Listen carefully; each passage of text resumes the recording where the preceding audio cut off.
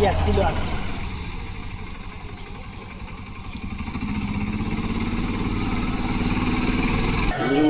এলাকার এই উপজেলার নেতৃবৃন্দ সবসময় ছুটে আসে আমাদের প্রাণপ্রিয় নেতা অদূত ভূঁইয়ার নির্দেশে। আমরা যারা অসহায় মানুষ ফ্লাড সেন্টারে আসে তাদের পাশে দাঁড়ানোর চেষ্টা করি। এবারও আমরা দেখেছি অনেক মানুষ প্লাবিত হয়ে এই আশ্রয় কেন্দ্রে উপস্থিত হয়েছে, যার কারণে তাদের পাশে দাঁড়ানোর জন্য আমরা সামান্যতম উপায় নিয়ে দাঁড়িয়েছি। আমরা আরও পর্যবেক্ষণ করছি, যদি কোনোভাবেই বেসামাল পানি হয়ে যায় তাহলে আমরাও বড় ধরনের আরও কিছু সহযোগিতা করার চেষ্টা করব সকলকে নিয়ে।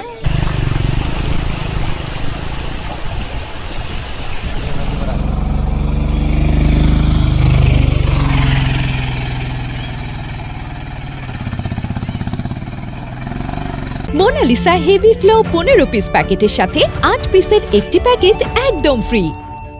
ছোট মেরুং আরের সরকারি প্রাথমিক বিদ্যালয়ে 8টি পরিবার এবং ছোট মেরুং বাজার সরকারি প্রাথমিক বিদ্যালয়ে 48টি পরিবার, তাদেরকে বাংলাদেশ সরকারের পক্ষ থেকে ত্রাণ সহায়তা দেওয়া হয়েছে, শুকনা খাবার প্রদান করা হয়েছে।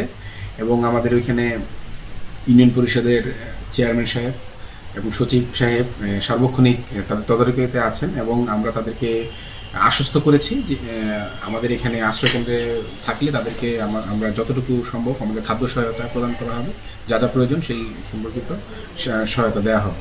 এছাড়া এমনিতে বন্যা পরিস্থিতি গতকাল থেকে একটু পানি কমার দিকে আমরা দেখেছি, লক্ষ্য করেছি। আমি যেদিন কালকে ছোট মেরুঙ্গি বাজারে গিয়েছিলাম, আশ্রয়কেন্দ্রে গিয়েছিলাম, যাওয়ার পথে আমাদের যে বেইলি ব্রিজটা ছিল, বেইলি ব্রিজটা গতকাল ডুবন্ত অবস্থায় ছিল, মোটামুটি হাঁটু পানির মতো পানি ছিল।